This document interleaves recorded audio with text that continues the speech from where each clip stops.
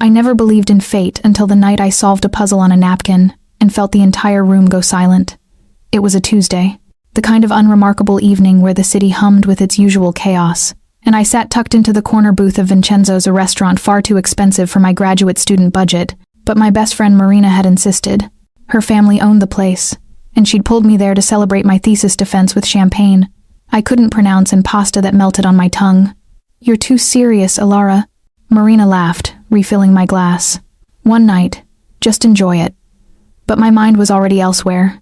While she chatted about her latest dating disaster, I'd absently pulled out a pen and started working on the cryptography problem that had been haunting me for weeks.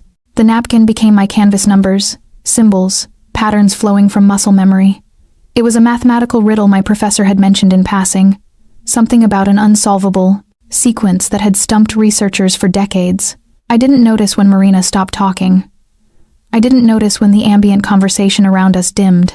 I only noticed when a shadow fell across my table, and a voice like smoke and midnight spoke directly behind me. "You just solved the Marconi sequence." My pen froze. The voice wasn't a question, it was a statement, heavy with something I couldn't name. Authority, danger, certainty. I turned slowly, and the world tilted. He stood there in a charcoal suit that probably cost more than my entire year's tuition, his presence commanding every molecule of air in the room. Dark hair swept back, sharp jawline, and eyes, God. Those eyes the color of storm clouds before lightning strikes. He wasn't looking at the napkin. He was looking at me, with an intensity that made my breath catch somewhere between my lungs and my throat. "I what?" I managed, hating how small my voice sounded. "The sequence." He gestured to my scribbled napkin, with one hand, the other resting casually in his pocket. Rings glinted on his fingers, heavy, ornate, the kind that left impressions. "Mathematicians have been working on that problem for 30 years. You just cracked it in." He glanced at his watch. A sleek piece of machinery that could have bought a car. 17 minutes. Marina had gone completely still beside me, her face drained of color. That's when I noticed the restaurant. Every table had quieted. Waitstaff had retreated to the walls. And there were men, broad-shouldered, cold-eyed men positioned at every exit. It's just a puzzle," I said, my academic brain trying to process while my survival instincts screamed that something was very, very wrong. "Nothing is just anything." He pulled out the chair across from me, didn't ask, simply claimed the space and sat with the fluid grace of a predator settling before a meal. Alara Thorne, 26, doctoral candidate in applied cryptography at Westbridge University, graduated summa cum laude, lives alone in a 4th-floor walk-up on Amsterdam Avenue, drinks black coffee, runs every morning at 6, and has no idea that the theoretical puzzle you just solved contains the encryption key to a network worth $300 million. Ice flooded my veins. "How do you—" "I make it my business to know everything." He leaned back, and I caught the glint of something metallic beneath his jacket. A gun. He was wearing a gun in the middle of a crowded restaurant, and no one seemed surprised.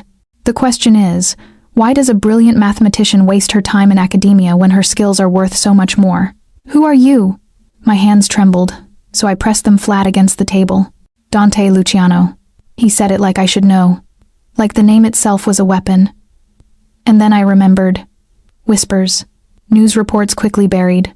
The name that surfaced when organized crime was mentioned in hushed tones by people who knew better than to speak too loudly.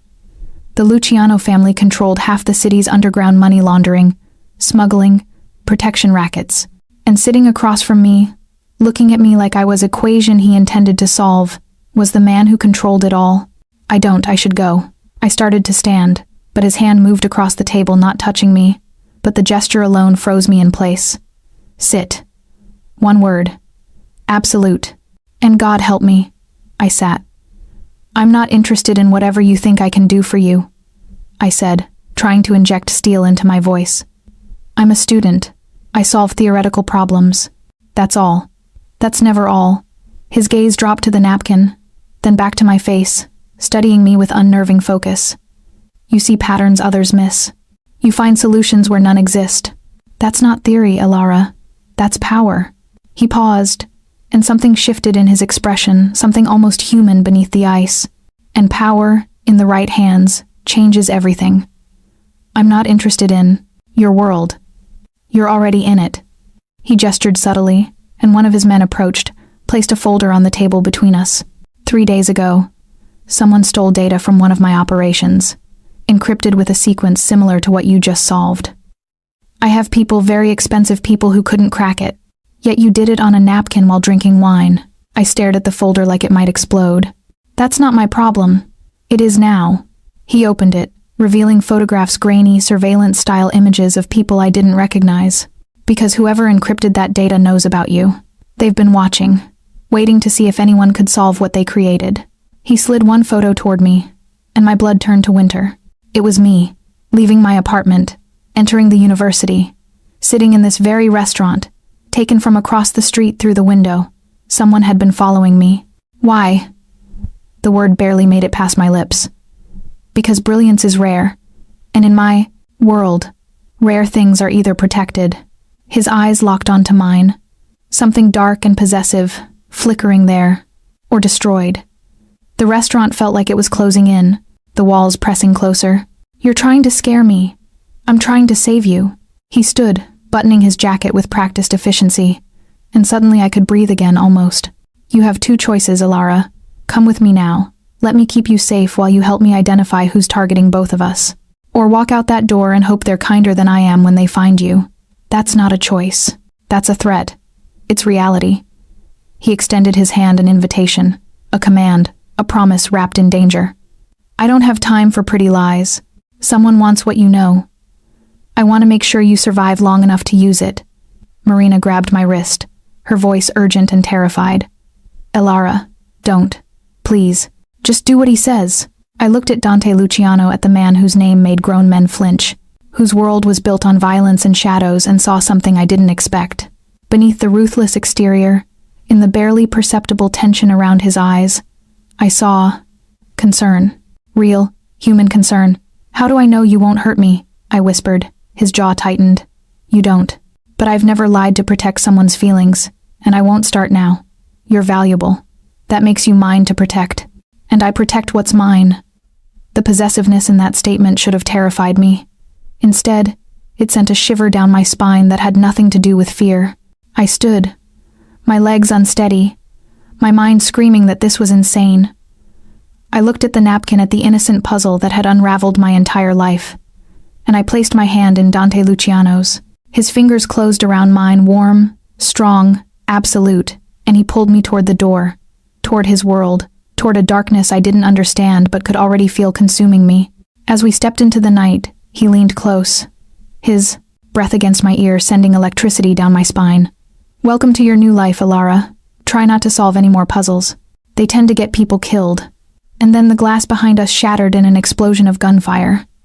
The world exploded into chaos and glass. Dante's arm locked around my waist, yanking me down as bullets tore through the restaurant's front window.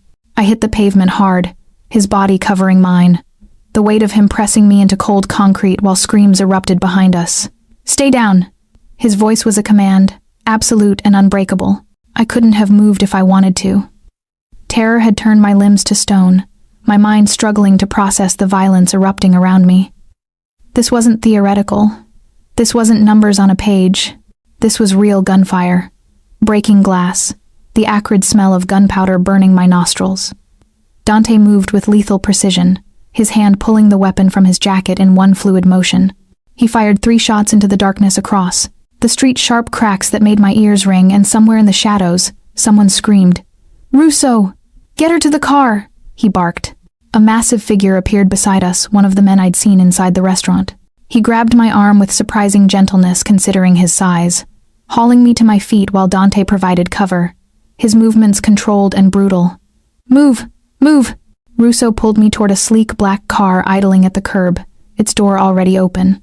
I stumbled forward, my heels catching on the pavement, my academic brain trying desperately to make sense of senseless violence.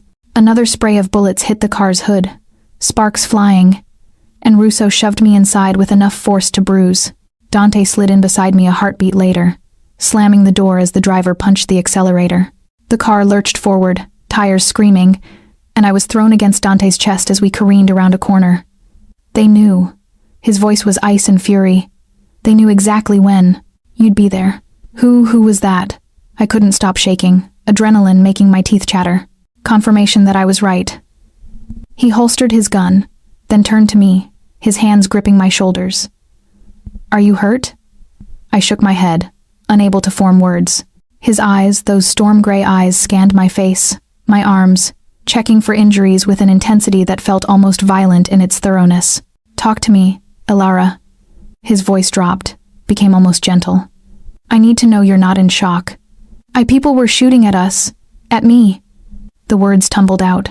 "I solved a puzzle on a napkin, and now people are trying to kill me. This doesn't make sense."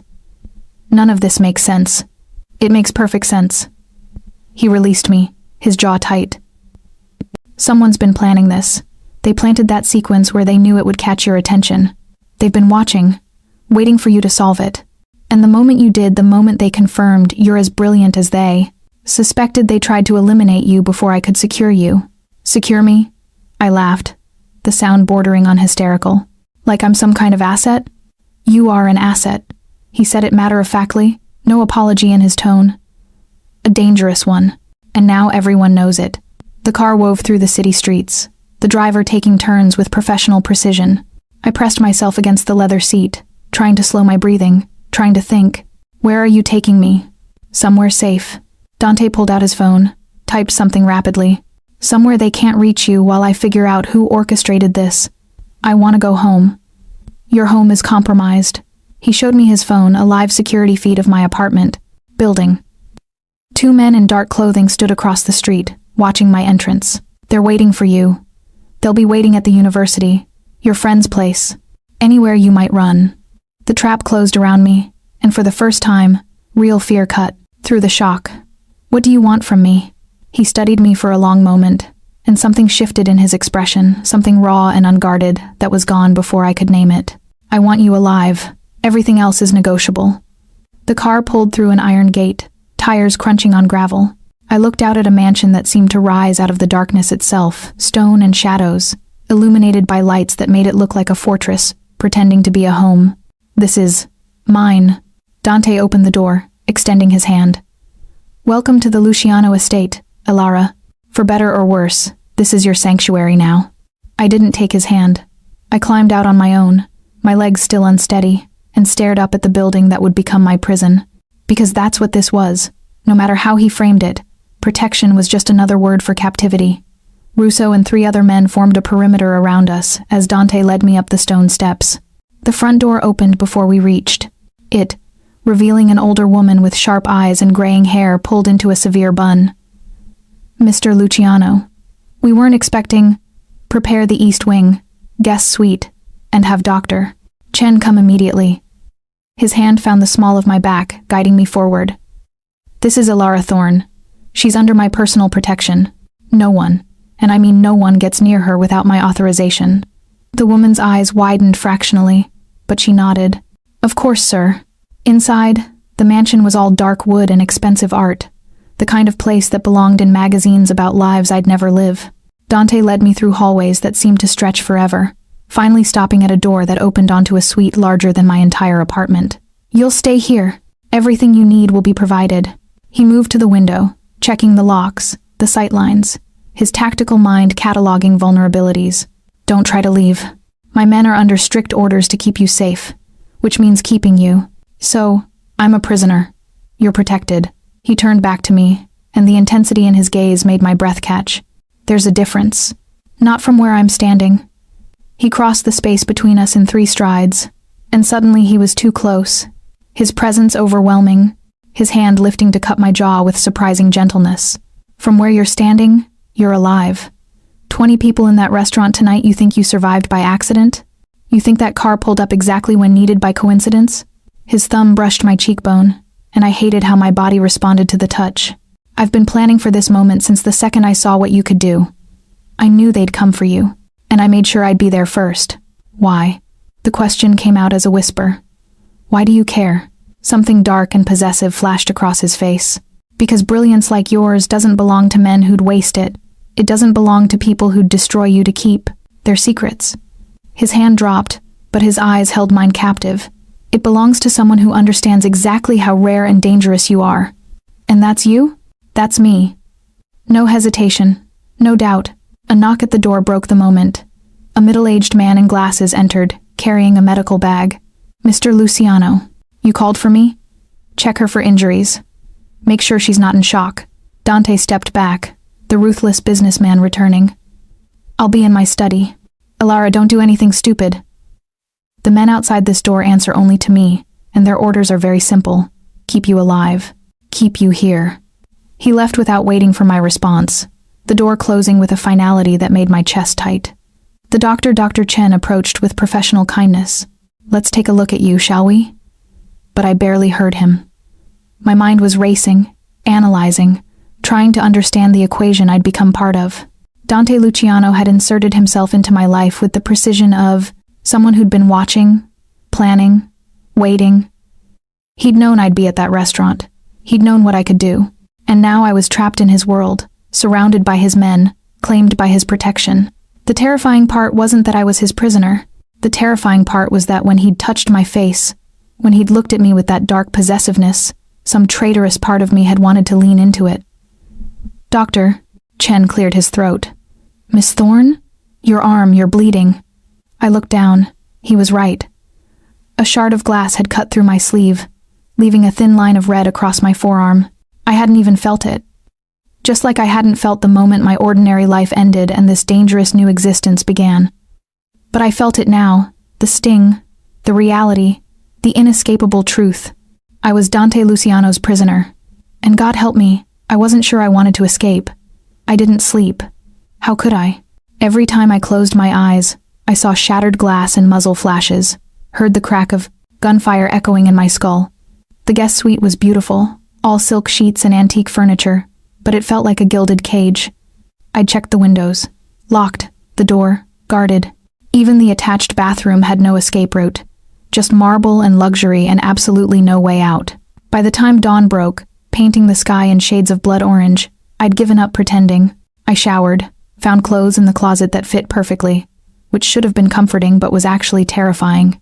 Because it meant Dante had planned this, had known my size, had prepared for my captivity, and ventured out into the hallway. The guard outside my door straightened immediately. Young, professional, with dead eyes that had seen too much. "Miss Thorne, you need something? Coffee, food, answers." I crossed my arms. "In that order."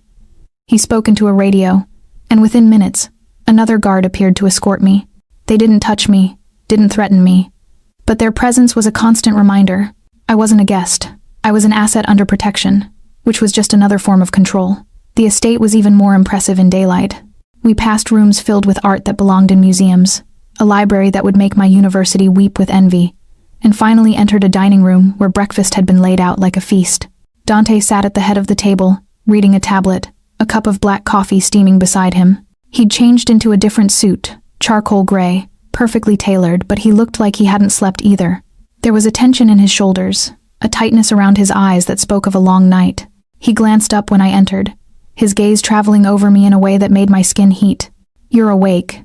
Hard to sleep when you're being held hostage." I sat at the far end of the table, deliberately putting distance between us. A smile ghosted across his lips, barely there, but I caught it. "You're not a hostage. Hostages have demands placed on them. You're free to do whatever you want within these walls. Except leave. Except leave." He set down the tablet. "For your own safety." "My safety? Or your convenience?" "Both." "No apology." He gestured to the food. "Eat. You'll need your strength." "For what? More people trying to kill me?" "For answers." He stood, moving with that predatory grace, and came to sit in the chair beside me close enough that I could smell his cologne. Something dark and expensive. I spent the night tracking who orchestrated that attack. I have a name, Alessandro Moretti. The name meant nothing to me, but Dante's expression darkened. He's the head of a rival family, brilliant, ruthless, and obsessed with cryptography. For the past 5 years, he's been building an encrypted network communications, financial transfers, everything protected by codes he creates personally. Dante pulled up a photo on his tablet, showing a man in his 50s, distinguished and cold. 3 days ago, someone stole his encryption keys, codes worth hundreds of millions in protected assets, and the only way to recover them is to crack a mathematical sequence he designed to be unsolvable. Understanding dawned, cold and terrible. The sequence I solved. Exactly. Dante's jaw tightened. He planted it deliberately, released it into academic circles, underground forums, anywhere someone brilliant might see it. He was fishing for the one mind capable of solving what he created. And I took the bait. You solved the impossible. Which means you're now the only person alive who can decrypt his entire network. Dante's hand moved to the table, inches from mine. Moretti wants you dead because if you can crack his sequence, you can crack everything he's built. But if I have you, you can destroy him. The pieces clicked into place. You can access his network, steal his assets, dismantle his entire operation. Yes. No hesitation, but only if you help me. I pulled back, my stomach churning. You want me to use my research, my skills, to help you commit crimes. I want you to use your brilliance to survive. His voice dropped, became almost gentle. Moretti won't stop, Ilara. He'll send more men, better men. He'll burn down everything you love to get to you. Your only chance, our only chance, is to beat him at his own game. By becoming like him? By being smarter than him. Dante's eyes locked onto mine, and I saw something there I didn't expect: respect. You don't belong in lecture halls teaching theories to students who'll never appreciate what you can do. You're wasted on academia. Your mind is a weapon, Ilara. The question is whether you'll let me teach you how to use it. I should have said no. Should have demanded he let me go. Called the police. Something. But the academic in me, the part that lived for impossible problems, was already intrigued. What exactly are you asking? Work with me. Decrypt Moretti's network. Help me identify his operations, his weaknesses. He leaned closer, and I could feel the heat of him, the dangerous magnetism. In return, I keep you safe. I give you resources no university could match. And when this is over, when Moretti is no longer a threat, you walk away with enough money to fund any research you want. Complete freedom. Or I become collateral damage when your enemies find me. Not while I'm breathing. The absolute certainty in his voice sent shivers down my spine. I protect what's mine, Ilara. And right now, you're mine. That possessiveness again. It should have repulsed me. Instead, it made something low in my belly tighten with dangerous heat. I need to think. Think fast. He stood, buttoning his jacket. Moretti knows you're here. He knows I'm protecting you. Which means he's planning his next move right now. We don't have the luxury of time. He started to leave, then paused at the door, looking back at me with an expression I couldn't read. For what it's worth, I'm sorry. Sorry you got pulled into this. Sorry your brilliant mind made you a target, but I'm not sorry I found you first. His voice roughened. Because if Moretti had gotten to you, you'd already be dead. At least with me, you have a chance. Then he was gone, leaving me alone with impossible choices and dangerous thoughts. I poured myself coffee, my hands shaking slightly. Everything he'd said made a sick kind of sense. I was trapped, not just in this mansion, but in a situation with no good exits. Run, and Moretti would find me. Stay, and I'd become complicit in Dante's war. But there was a third option he hadn't mentioned. Solve the problem. My mind was already working, analyzing the pattern I'd seen on that napkin. If I could crack Moretti's sequence completely, understand not just the solution, but the methodology, I might be able to create a counter-encryption, something to protect myself, something to level the playing field. I pulled out my phone, which surprisingly still worked, though I suspected every call was monitored, and started sketching formulas on a napkin the staff had provided. Ironic, really. Another napkin, another puzzle. But this time, the stakes weren't theoretical. This time, the wrong answer meant death. I was so absorbed in the mathematics that I didn't notice when Dante returned, didn't hear him enter until he spoke directly behind me. You're already working on it. I jumped, my pen skittering across the napkin. He stood there, jacket removed, sleeves rolled to his elbows, looking at my work with something like admiration.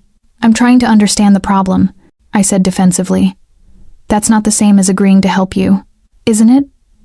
He moved closer, looking over my shoulder at the equation spreading across the napkin. You can't help yourself. You see a pattern. You need to solve it. It's not about right or wrong for you. It's about the pure satisfaction of finding the answer. He was right, and I hated that he understood me so clearly. Tell me about him, I heard myself say. About Moretti. If I'm going to do this, and I'm not saying I am, I need to understand who created this sequence. The mathematics don't exist in a vacuum. They're an expression of thought, of personality. Dante pulled out a chair, sat beside me, close enough that our shoulders almost touched. Alessandro Moretti is a sadist wrapped in sophistication. He doesn't just want to win, he wants you to know you've lost. Wants to watch you break. He's been building his empire for 20 years. And every piece is protected by codes so complex, most people don't even try to crack them. But you did. I tried. I failed. The admission clearly cost him. I'm good with numbers, strategy, seeing 10 moves ahead. But pure mathematics like this, it's beyond me. That's why when I saw you solve that sequence, I knew. He stopped, jaw tightening. Knew what? His eyes met mine, and the intensity there stole my breath. Knew you were the answer I'd been looking for. The weapon I needed. The one person who could shift the balance of power in this city. I'm not a weapon. No. His hand lifted, fingers brushing a strand of hair from my face in a gesture so gentle it contradicted everything I knew about him. You're so much more dangerous than that. The touch lingered, and neither of us moved. The air between us crackled with tension, fear, and fascination mixing into something I didn't want to name. Then his phone buzzed, shattering the moment. He checked it, his expression darkening. What is it? Moretti just made his move. He stood abruptly. He's taken someone. Someone you care about. My blood went cold. Who? He showed me the screen. A photo of Marina, bound to a chair, terror in her eyes, a message typed below. Trade. The girl for your friend. Midnight. Come alone. The napkin crumpled in my fist as rage and fear warred inside me. I'm going, I said, my voice shaking. No. She's there because of me. Because I solved that damn puzzle. Which is exactly why you're not going. Dante's hand caught my wrist. Firm, but not painful. It's a trap, Ilara. He wants you emotional. Reckless. He wants you to walk right into his hands. So we just leave her? No. His eyes hardened into something absolutely lethal. We make him regret he ever touched someone under my protection. But we do it my way. Smart. Strategic. His grip tightened fractionally. Trust me. I looked at this man, this dangerous, ruthless criminal who held my life in his hands and made a choice that would change everything. Okay, I whispered. I trust you. The words hung between us, weighted with more than either of us acknowledged. Dante's expression shifted, something vulnerable flickering across his face, before the mask returned. Then let's go to war. The planning room was pure tactical efficiency screens covering one wall, showing surveillance feeds, maps of the city marked with territories, and a table covered in weapons that made my stomach turn. Dante stood at the center of it all, transformed. Gone was the man who'd touched my face with gentleness. This was the Mafia boss, cold, calculated, absolute in his authority as he directed his men with precision that spoke of experience with violence. Moretti's holding her at the old textile factory in Red Hook. He tapped a location on the map. 3 exits, 2 levels, heavy guard presence. He's expecting either a trade or a tactical assault. His eyes found mine across the room. We're giving him neither. Russo leaned forward. What's the play, boss? Distraction and extraction. Dante pulled up blueprints of the factory. Russo, you take Team Alpha through the south entrance. Make noise, draw their attention. Marco, Team Bravo hits the north quiet, unseen. You find Marina, you get her out. No heroics, no engagement, unless absolutely necessary. And you? Russo asked, though his expression said he already knew. I'm walking through the front door with exactly what Moretti wants. Dante's gaze locked onto me. Bait. Absolutely not. I stepped forward, my heart hammering. You said I wasn't going. You're not. I am. He moved around the table toward me. But he needs to think you are, which means I need you to help me sell the deception. He was standing too close again, invading my space in a way that made thinking difficult. How? Give me something of yours. Something that carries your scent. Your presence. His hand lifted to my wrist, fingers tracing the delicate skin there. Something I can use to make him believe you're close enough to take. I pulled off the cardigan I'd been wearing, my hands shaking slightly as I handed it to him. This is insane. He'll see through it. He'll see what he expects to see, a man desperate to protect something valuable. Dante's fingers closed around the fabric, bringing it to his face briefly before tucking it inside his jacket. Arrogance makes people sloppy. Moretti thinks he's already won. That makes him vulnerable, or it makes you dead. Something softened in his expression. Worried about me, Ilara? I know. I faltered. unable to articulate the fear coiling in my chest. Marina's in danger because of me. If you die trying to save her, I won't. He said it with such certainty that I almost believed him. But if something goes wrong, if things go to hell, Russo has orders to get you somewhere safe. New identity, new life, everything you need. I don't want a new life. I want. The words caught in my throat. What do you want? His voice dropped, became almost intimate despite the audience around us. You, my traitorous mind whispered. I want you to come back alive. But I couldn't say that. Shouldn't feel that. So instead I said, I want Marina safe. And I want to help. You are helping. His hand found my chin, tilting my face up. You're giving me a reason to make sure this works. Then he was moving, giving orders, strapping on weapons with the casual efficiency of someone who'd done this 1,000 times. His men dispersed, each one a piece of a larger machine designed for violence. Dante checked his gun one final time, then looked at me. Stay here. Russo will keep you updated. If anything goes wrong, nothing will go wrong. I surprised myself with the fierceness in my voice. You're too smart for that. Too careful. A ghost of a smile touched his lips. Never thought I'd find someone who understood that. He started toward the door, then paused. When this is over, we need to talk. About the network, about Moretti, about his eyes held mine everything. Then he was gone, and the war room felt suddenly empty despite the men remaining. Russo moved beside me, his massive presence oddly comforting. He'll be fine. Boss has survived worse. Has he done this before? Used himself as bait? More times than I can count. Russo pulled up the surveillance feeds. It's his style, controlled risk. He calculates every angle, every possibility. Then he walks in like he owns the world and makes everyone believe it. The screens flickered to life, multiple camera angles showing different parts of the factory. I watched as Dante's car pulled up to the front entrance, watched him step out alone, unarmed in appearance, my cardigan visible in his hand. He was magnificent and terrifying, every movement deliberate, every step radiating confidence and controlled danger. On another screen, I saw Marina still bound, still terrified, but alive. Guards surrounded her, weapons ready. Come on, Russo muttered, watching his own men move into position. Just a little longer. Dante disappeared into the building, and my heart climbed into my throat. Minutes stretched like hours. The screens showed movement, Russo's team engaging guards on the south side, drawing them away from Marina's position. Marco's team slipping through shadows on the north, approaching her location with surgical precision. Then the audio feed crackled to life, and I heard Dante's voice, clear and commanding. Moretti, I believe we have business to discuss. Luciano. Another voice, older, cultured, dripping with malice. You came alone.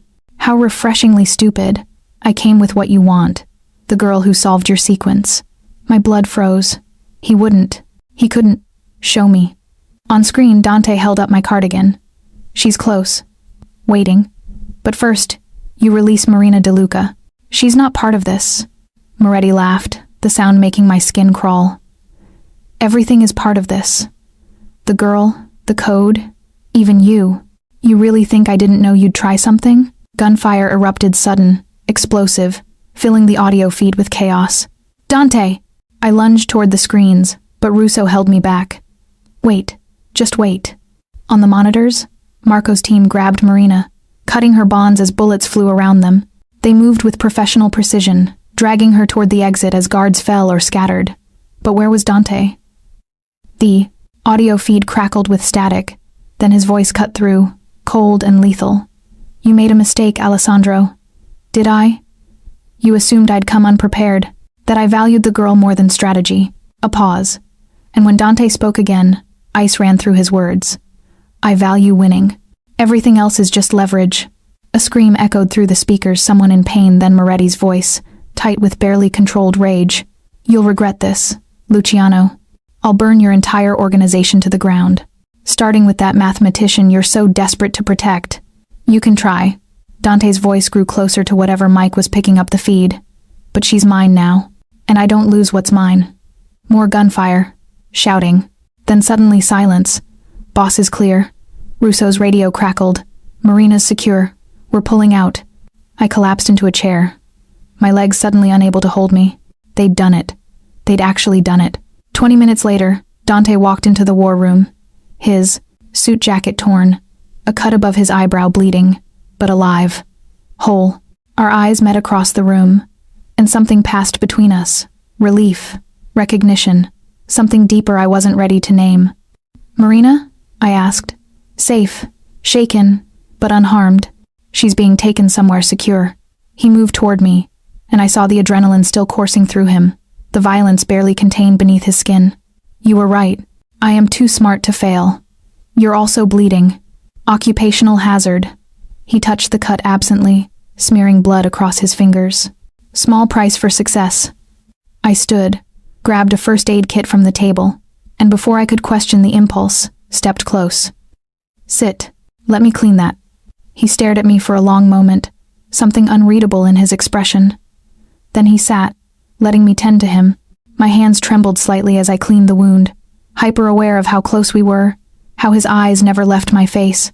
The intimacy of the moment felt more dangerous than the faux violence that had preceded it. "You scared me," I admitted quietly. "When I heard the gunfire, when I couldn't see you on the screens, you care?" He said it like he was discovering something precious and fragile. "You actually care if I live or die?" "Of course I care. You just risked your life for my friend." "Not for your friend." His hand caught my wrist, stilling my movements. "For you. I did it for you." The admission hung between us, loaded with implications neither of us was ready to face. "Dante, I know." He released me, standing abruptly. "It's too soon, too complicated. You're here because you have no choice, and I'm—" He stopped, jaw tightening. "I'm the monster keeping you in a cage. You're not a monster." His laugh was bitter. "You don't know the things I've done, Ilara. The lives I've taken, the orders I've given. Tonight was nothing, a skirmish. If you knew the truth, then tell me." I stepped closer, my fear warring with something else. "Show me who you really are." He looked at me then, really looked at me, and I saw the war raging behind his eyes. The ruthless boss versus the man who'd held my cardigan like it was precious. The killer versus whoever he became when he touched my face with gentleness. "Not tonight," he said finally. "Tonight, you should rest. Tomorrow." His eyes darkened. "Tomorrow, we start decrypting Moretti's network, and you'll see exactly what kind of monster I am." He left before I could respond, and I stood alone in the war room, my heart racing, my mind spinning. I'd crossed a line tonight. I'd stopped seeing him as just my captor, and God help me, I wasn't sure I could go back. For 3 days, I lived in numbers. Dante had transformed an entire wing of the mansion into a workspace for me. Computers, whiteboards covering every wall, access to databases I definitely shouldn't have had. It was everything a mathematician could dream of, if that mathematician didn't mind that the data she was decrypting belonged to a criminal empire. But I'd made my choice. Marina was safe, relocated to a secure apartment under Dante's protection until this was over. And I was here, buried in Moretti's encryption, finding patterns in chaos. Dante worked beside me, not helping with the mathematics. He'd been right. Pure theory was beyond him, but providing context. Names, operations, the human element behind the numbers. We fell into a rhythm. Me at the whiteboard, him at the desk with his laptop, cross-referencing my findings with intelligence his network provided. It was domestic, in a strange, twisted way, and terrifyingly comfortable. There, I circled a sequence on the board, my third cup of coffee going cold beside me. That's the pattern. He's using prime factorization as the base, but he's layered it with, I paused, something clicking into place. Dates. He's using dates as variables. Dante looked up from his laptop. What kind of dates? Personal ones. Birthdays, anniversaries, significant events.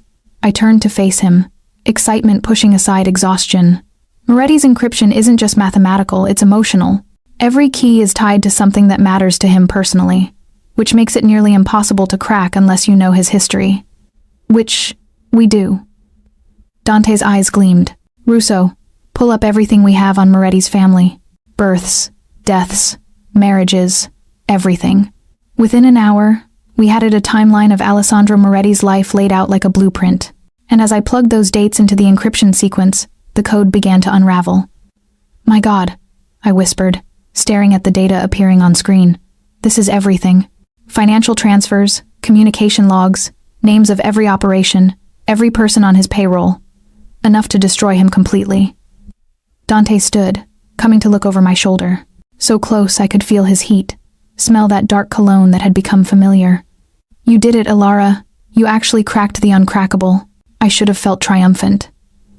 Instead, I felt hollow. What happens now? You use this to dismantle his empire? Start a war? I use this to end the war before it truly begins. His hand rested on the desk beside mine, almost but not quite touching. Moretti's power comes from mystery, from the belief that his network is impenetrable. Once I prove it's not, once I start exposing his operations, cutting off his resources, he becomes just another old man with delusions of control. And the people caught in the crossfire will be offered a choice: work for me or walk away clean. He turned to face me fully. I'm not Moretti, Ilara. I don't kill for sport or crush people for entertainment. I build empires, yes. I operate outside the law, absolutely. But I have rules. Lines I don't cross. What lines? His jaw tightened. I don't hurt innocents. I don't traffic people. I don't poison communities with drugs or prey on the desperate. His eyes held mine. Everything I do to maintain balance. To keep predators like Moretti from running unchecked. That's rationalization. You're still a criminal. Yes. No denial. No prettying it up. I am. And you're helping me, which makes you complicit. So either judge me and yourself together, or accept that morality isn't as black and white as your academic world pretends. The truth of it hit hard. I was complicit. Had been since the moment I'd agreed to decrypt the sequence. No amount of justification changed that. I should hate this, I said quietly. Hate you. Hate what I'm becoming. But you don't. He moved closer, eliminating the distance between us. You hate that you don't hate it. You hate that solving these puzzles makes you feel alive in a way teaching theory never did. You hate that you look at me and see, he paused, something vulnerable flickering across his face. Possibility instead of monster. Stop. My voice shook. Stop pretending you know what I feel. I'm not pretending. His hand lifted to my face, fingers tracing my jawline with devastating gentleness. I see you, Ilara. Really see you. The brilliant mind, yes, but also the woman who's tired of being safe, who wants something more than the narrow path academia offered. You're drawn to this world the same way you're drawn to impossible problems because safe and easy bore you. You're wrong. But my body betrayed me, leaning into his touch. Am I? His thumb brushed my lower lip, and heat flooded through me. Then why are you still here? You could have demanded I let you go, could have found a way to escape, but you haven't, because some part of you, his voice dropped to a rough whisper, wants to stay. I'm afraid of you. The confession tore out of me. Good. You should be. His forehead touched mine, and we were breathing the same air, existing in the same impossible moment. I'm afraid of you too. Why? Because you make me want things I can't have. Make me question choices I've lived with for years.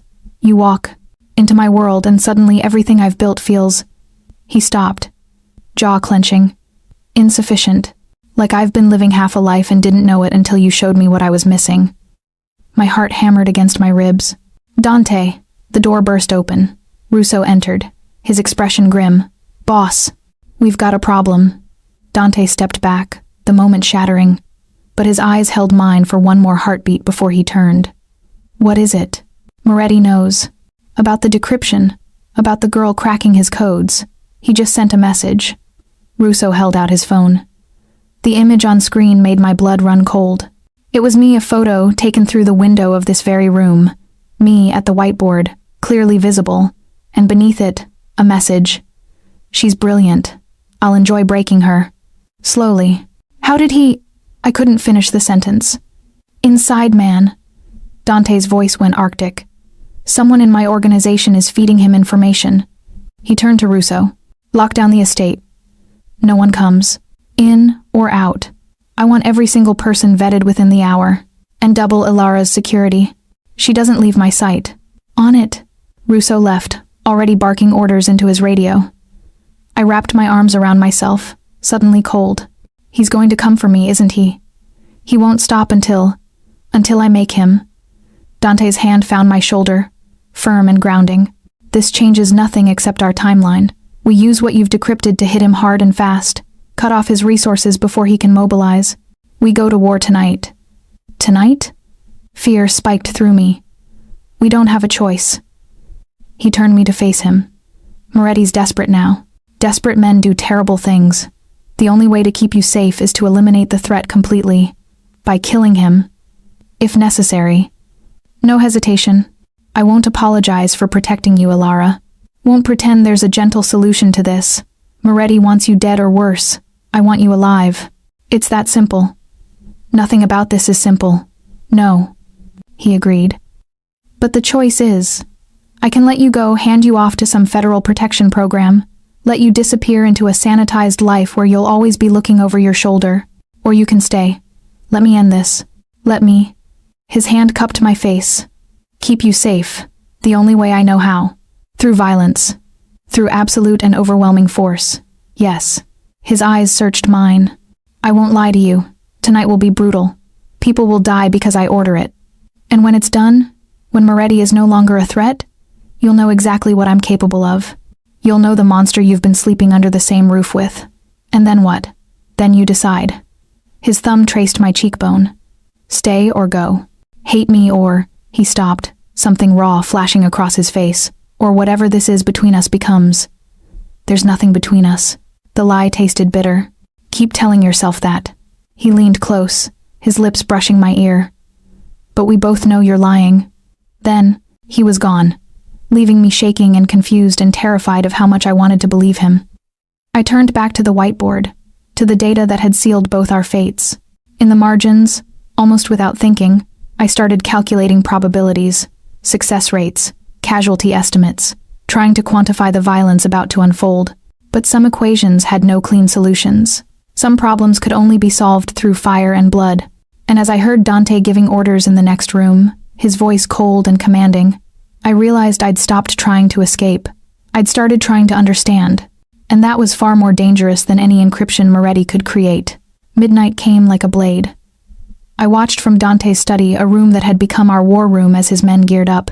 Weapons, body armor, tactical equipment spread across tables like instruments of surgical violence. He'd insisted I stay behind, locked in the mansion's safe room, but I'd refused. If this is happening because of me, I need to see it. He'd stared at me for a long moment, then nodded. Then you'll see everything. No shields. No pretty lies. Now I sat in a leather chair, surrounded by monitors showing live feeds from his men's body cameras, and watched Dante Luciano go to war.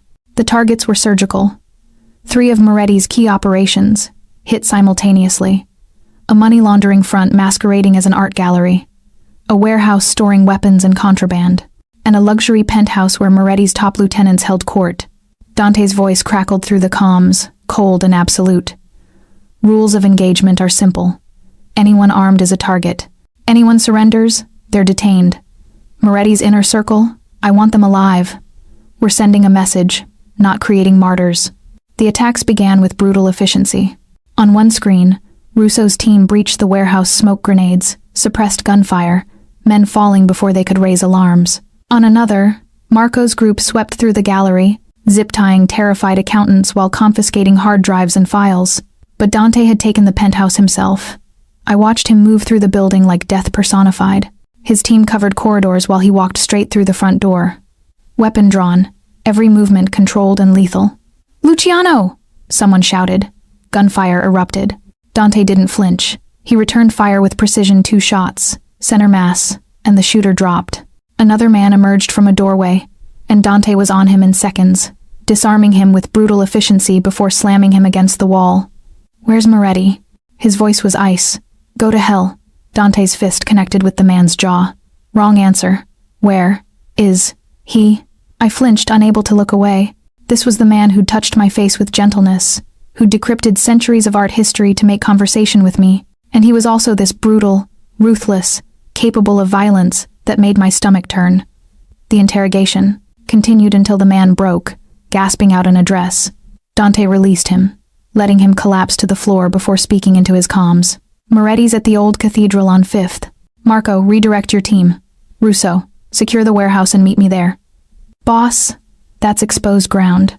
Russo's voice crackled. Could be a trap. It is a trap. Dante checked his weapon, reloading with practiced ease. Which is why I'm walking into it.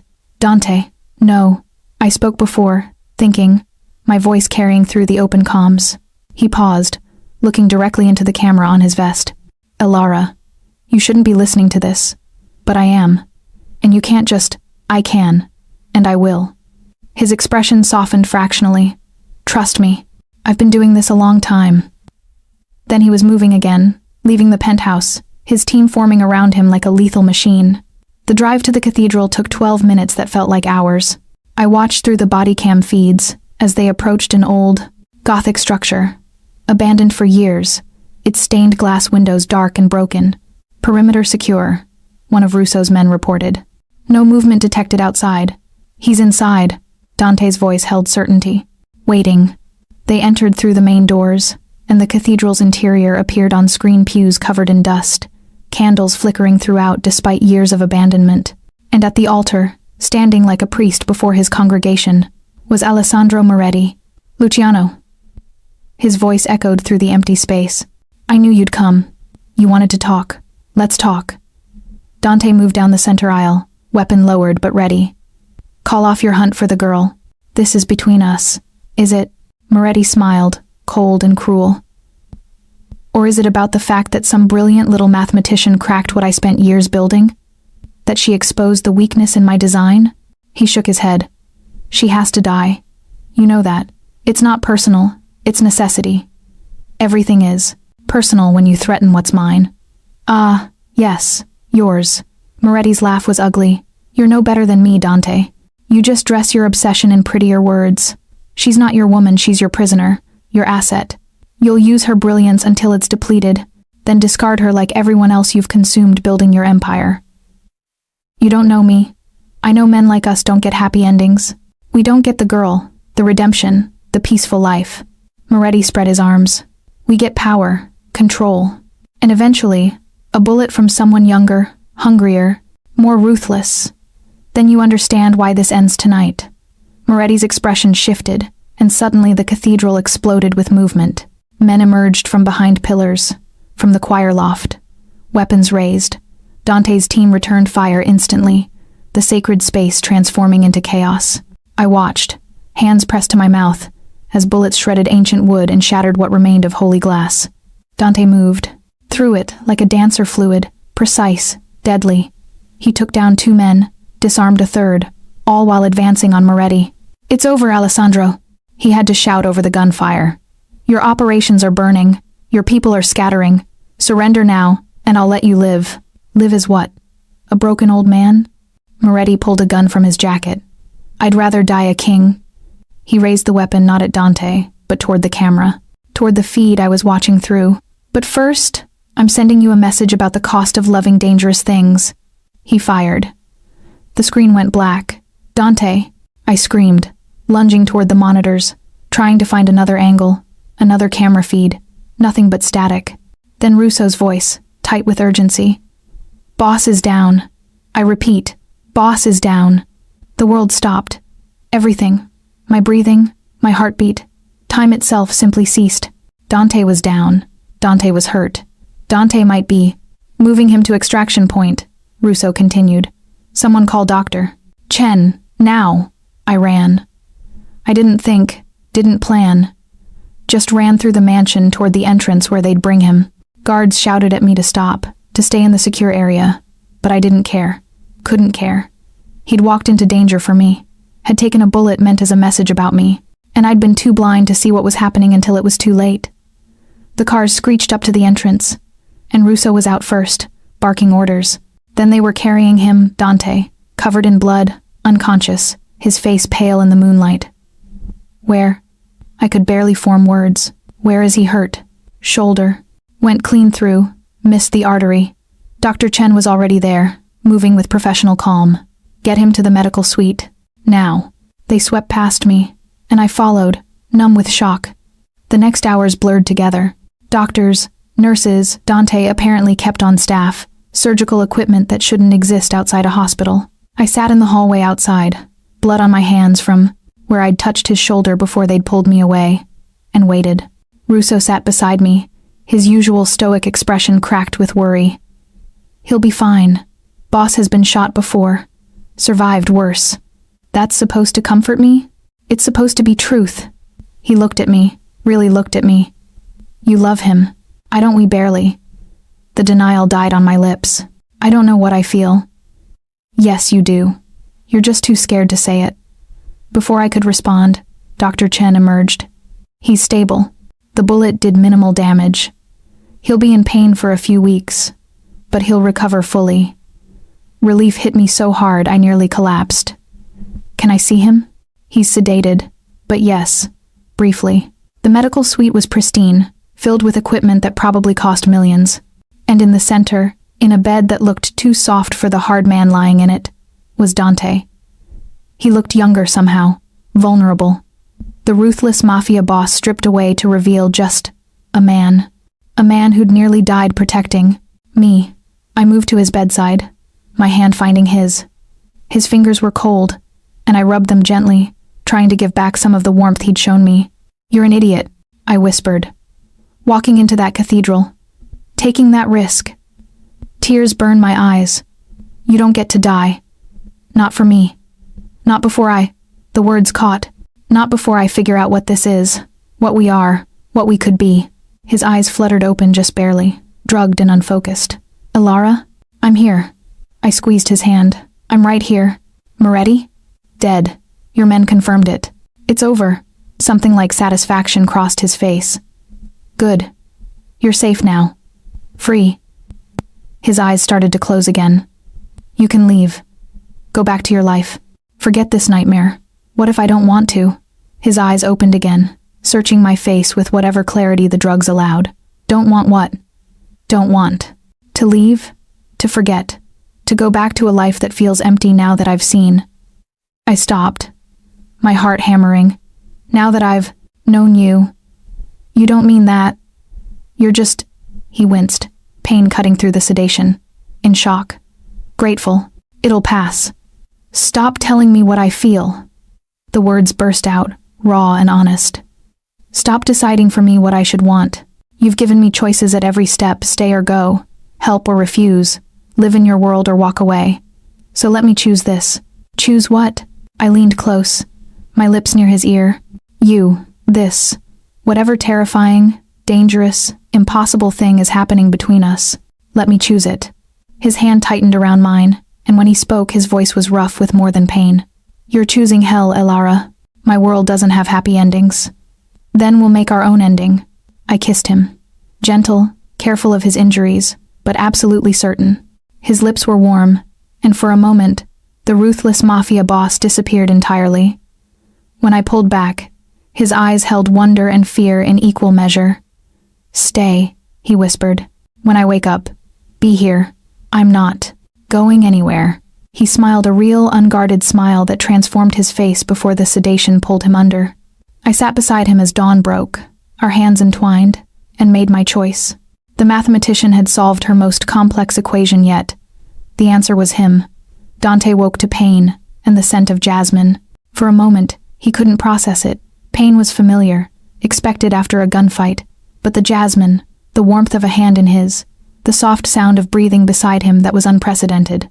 He opened his eyes to find Elara asleep in the chair next to his bed, her head resting on their joined hands, dark hair spilling across the white sheets. She'd stayed, all night, apparently, judging by the way early morning light painted her features in gold.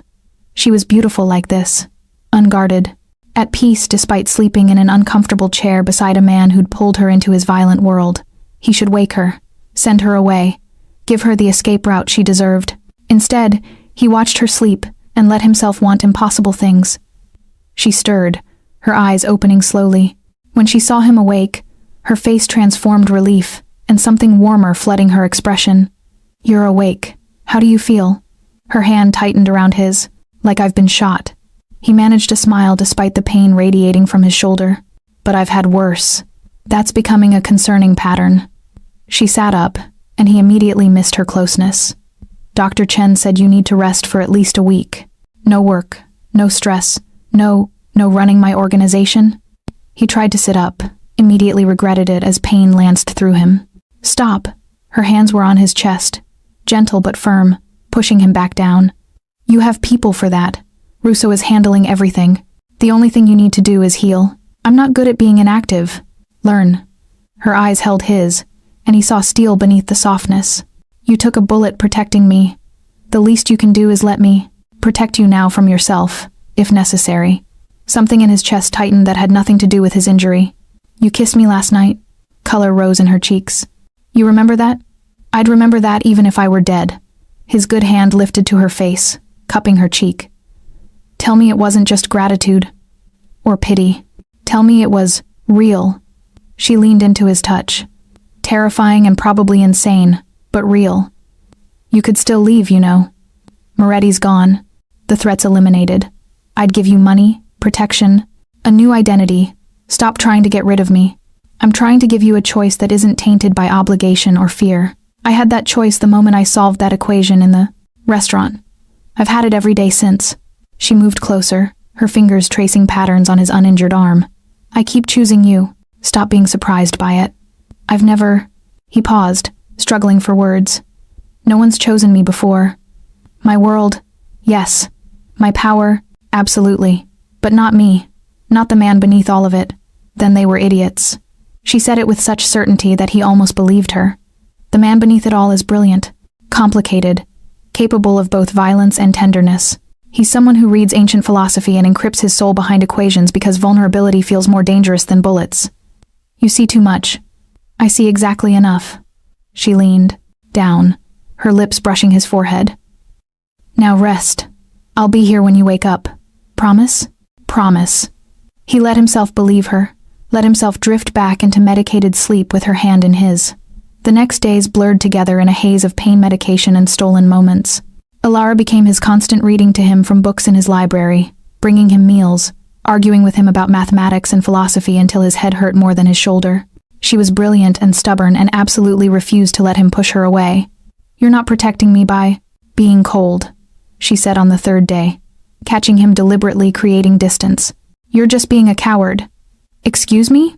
You face down Moretti in a cathedral with a dozen guns pointed at you. But one woman saying she cares about you, and you retreat like a scared child. She crossed her arms. I expected better from the great Dante Luciano. You don't know what you're asking for. A life with me would be complicated, dangerous, absolutely unconventional. She moved to sit on the edge of his bed. I know. I'm a mathematician, Dante. I've calculated all the variables, weighed the risks, and I'm still here. You could die. People in my world, the ones I care about, they become targets. I was already a target. I'll always be a target now that I can decrypt advanced systems. The only question is whether I face that alone or with someone who'd burn down the world to keep me safe. Her hand found his. Stop trying to make this decision for me. He stared at her, this impossible woman who'd crashed into his carefully controlled life and shattered every wall he'd built. I'm not good at this. At caring. At being. Soft. I don't need soft. I need honest. She leaned closer. Can you give me that? Yes. The word felt like surrender and liberation at once. I can give you that. She kissed him, then deeper than that first tentative kiss, full of promise and heat and dangerous certainty. His good arm wrapped around her, pulling her closer despite the pain it caused, because having her near was worth any amount of discomfort. When they broke apart, both breathing hard, she smiled against his lips. That wasn't so hard, was it? You're going to be the death of me. Probably. She settled beside him, careful of his injuries. But what a way to go. For the first time in longer than he could remember, Dante Luciano laughed. Really laughed, unguarded and genuine, and absolutely terrified of how much this woman had come to mean to him. But terror was familiar territory.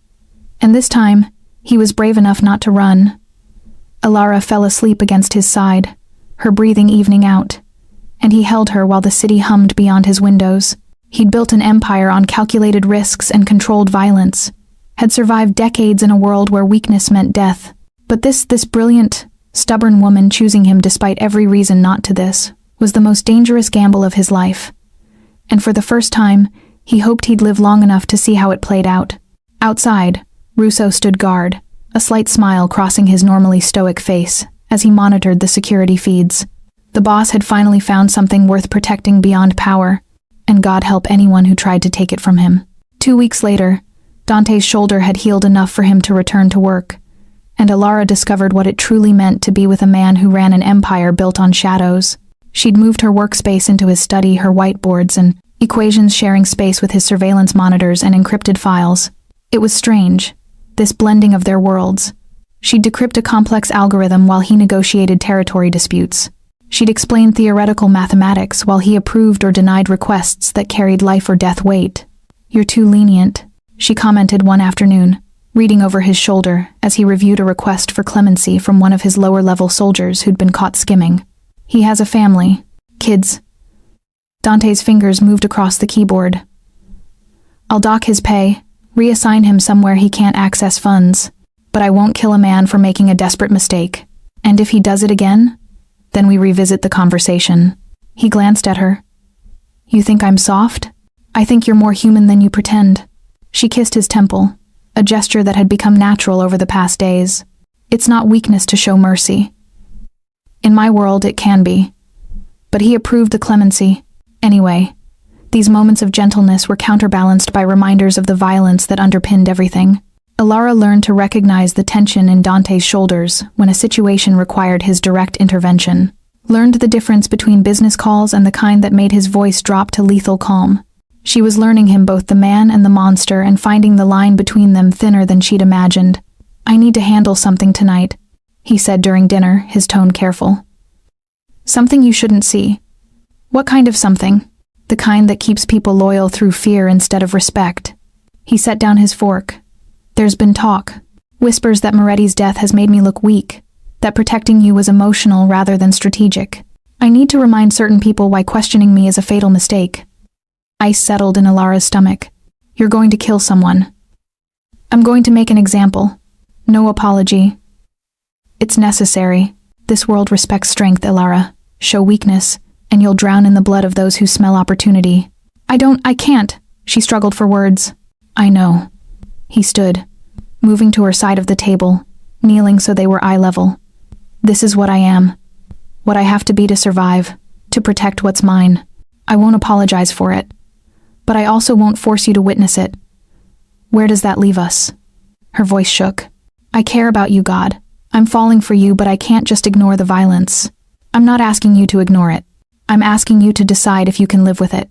His hands found hers. "Because this is forever, Alara. If you stay, you're choosing all of it. The gentleness and the brutality. The man who reads philosophy with you, and the one who orders executions to maintain control." Tears burned her eyes. "How do you live with yourself? With the contradiction? By knowing that without the monster, the man you're falling for wouldn't exist. The empire I built protects thousands of people. The violence I commit prevents worse violence from men with no conscience at all." He wiped a tear from her cheek. "I'm not a hero, but I'm not Moretti either. I exist in the gray space between, and I've made peace with that. I don't know if I can. Then maybe you should go." The words clearly cost him, his jaw tightening. "Before you're in so deep that leaving destroys us both." She looked at this man, this complicated, dangerous, heartbreakingly honest man, and felt the weight of the choice pressing down on her. "I need time. To think. To—" She stopped, her mind already calculating variables, weighing outcomes. "I need to see it. The reality of your world without filters." Dante's eyes widened. "Alara, no. You don't want stop deciding for me." She stood, her own frustration boiling over. "You keep saying I have a choice, but you won't let me make an informed one. If I'm going to stay, I need to understand fully what that means, including the parts you want to hide from me. You'll hate me. Maybe. Or maybe I'll understand you better."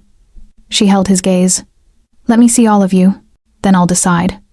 He stared at her for a long moment, war raging behind his eyes. Finally, he nodded. "Okay, but on one condition, if at any point you want to leave, if it becomes too much, you tell me, and we stop immediately." Agreed. Midnight found them in a warehouse on the edge of Dante's territory, the kind of place where concrete met shadows and questions went to die. Alara stood beside Russo, both of them positioned behind a one-way mirror that looked into a room where Dante stood across from a man tied to a chair. She recognized him from Dante's files, Vincent Chen, one of his mid-level operators who'd been caught selling information to a rival family. "This is your chance." Dante's voice came through speakers, calm and cold. "Tell me who you've been feeding information to, and I'll make this quick." "Vincent," spat Blood. "You've gone soft, Luciano. Everyone sees it.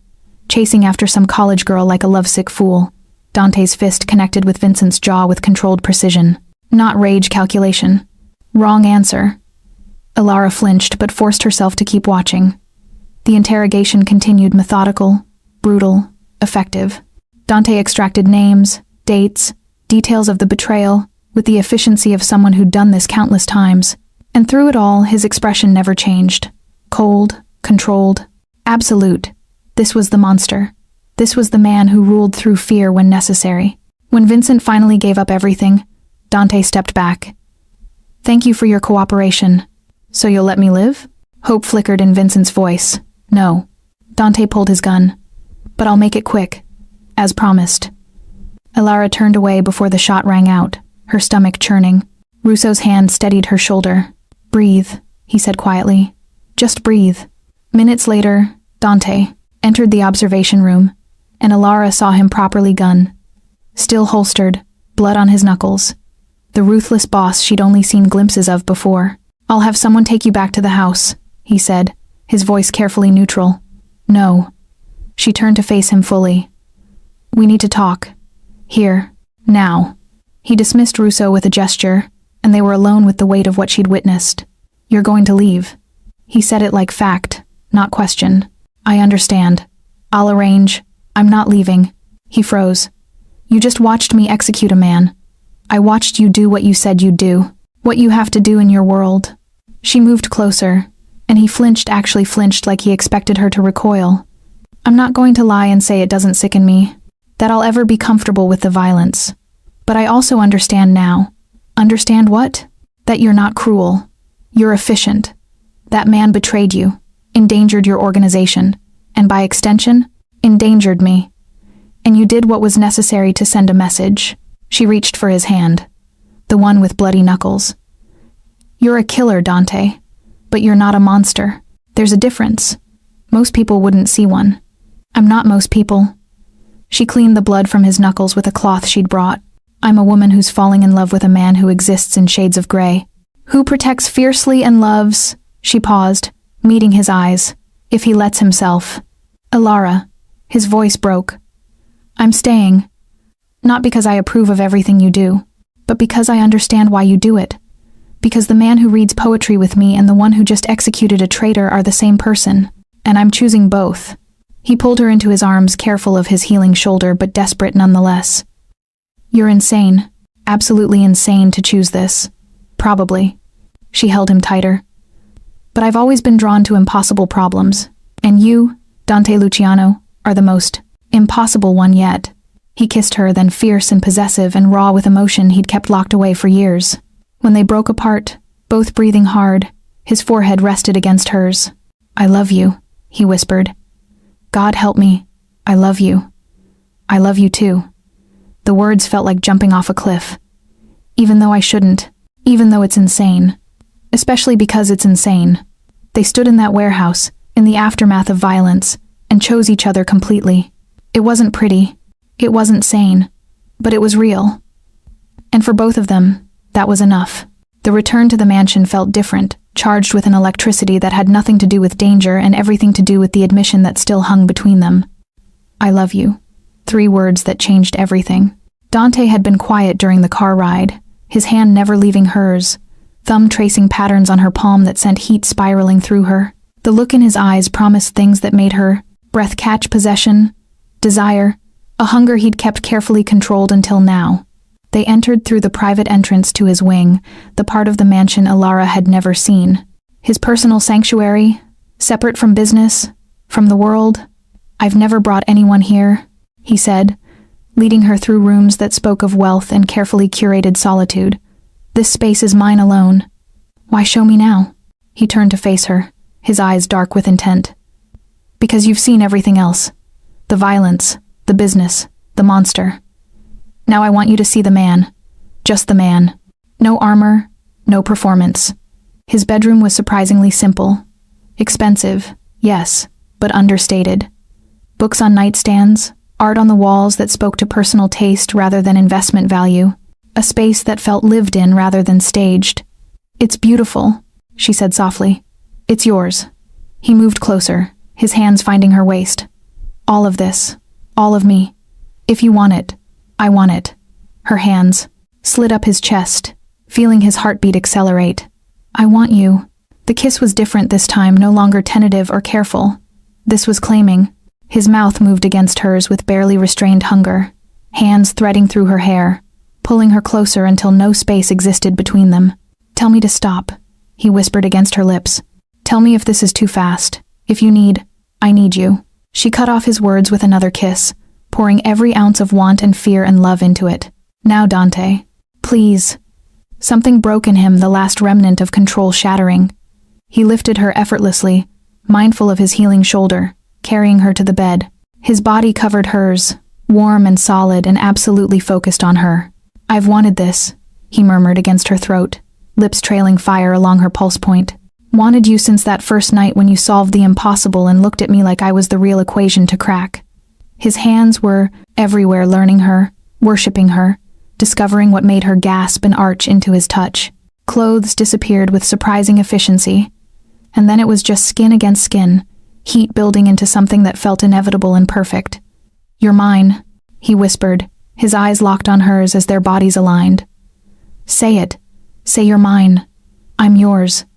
The words came easy, natural. "And you're mine. Always." He kissed her deeply as they moved together, finding a rhythm that felt like coming home.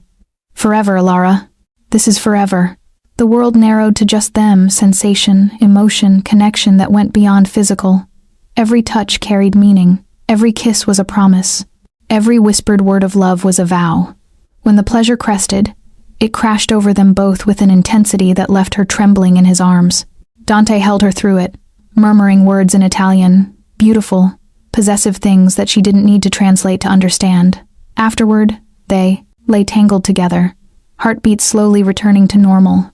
His fingers traced idle patterns on her bare shoulder while she mapped the scars on his chest. Evidence of a violent life survived.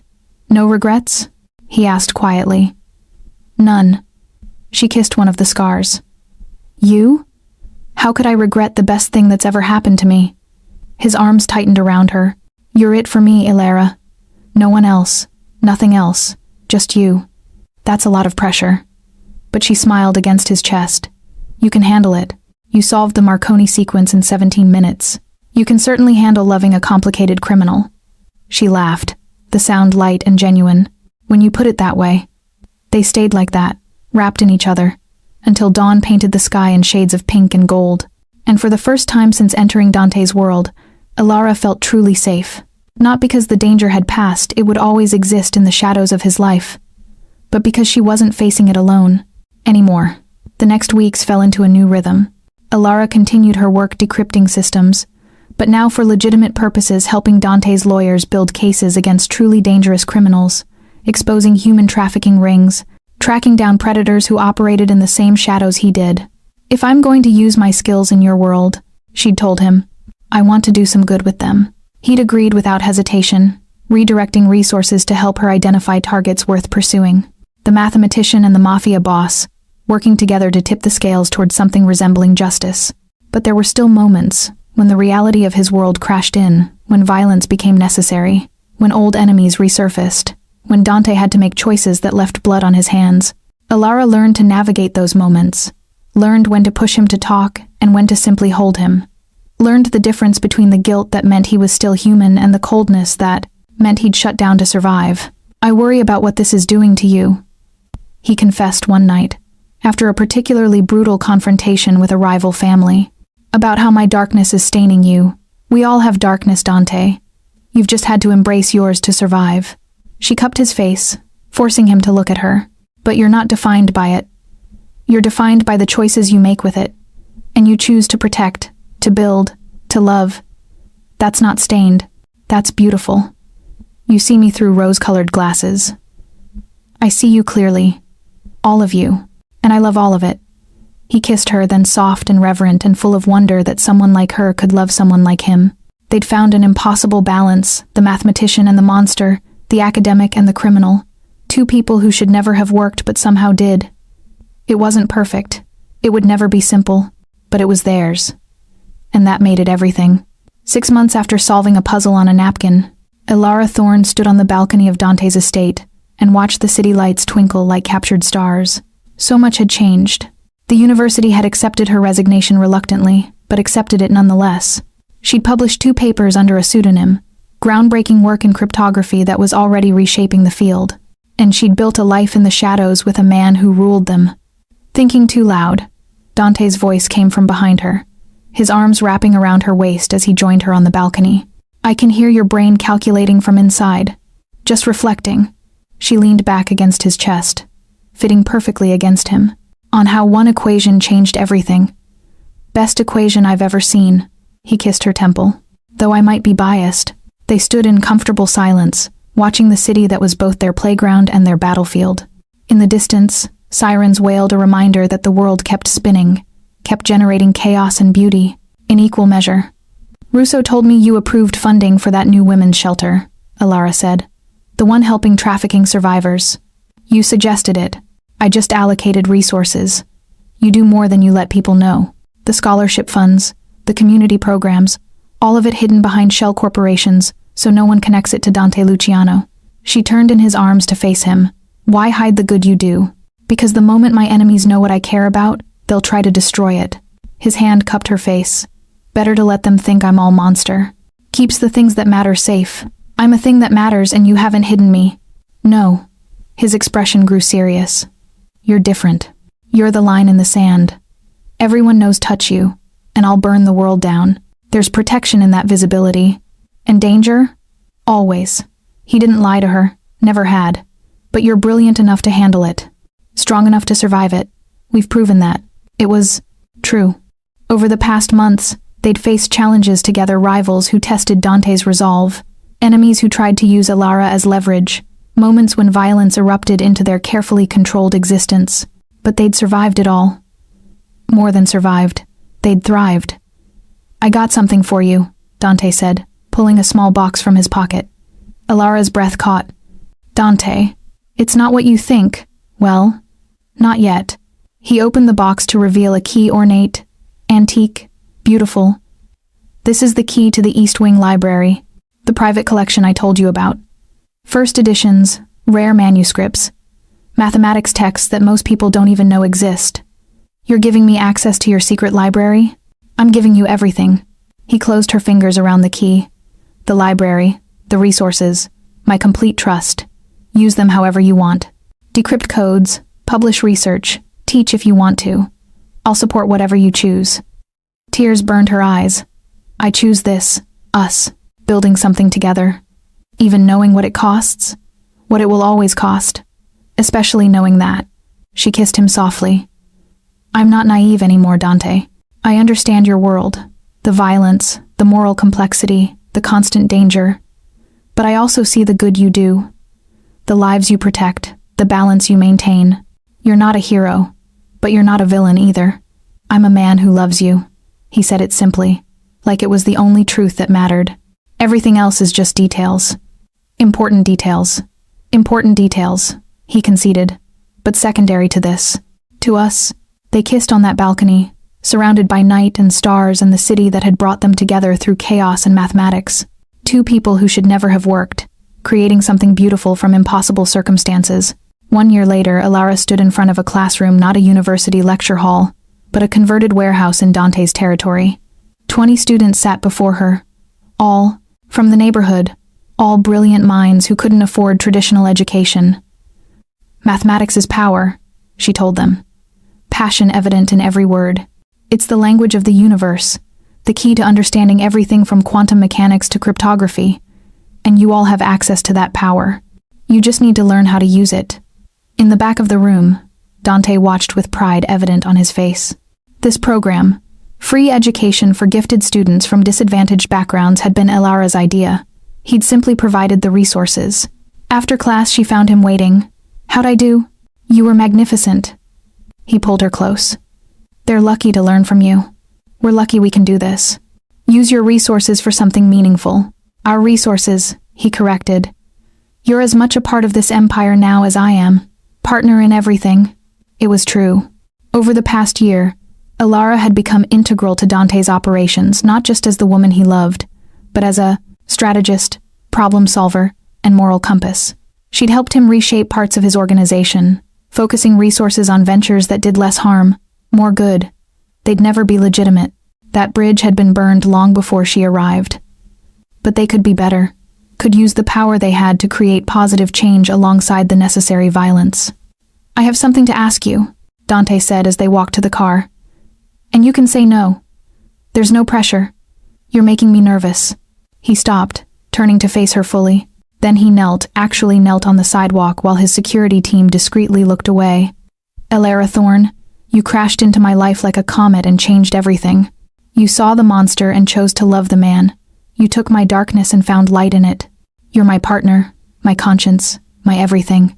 He pulled out a ring, a beautiful sapphire surrounded by diamonds. I'm a criminal, a killer. I operate in shadows and make choices most people would condemn. But I love you with a ferocity that terrifies me. Marry me. Choose this life, this love, forever.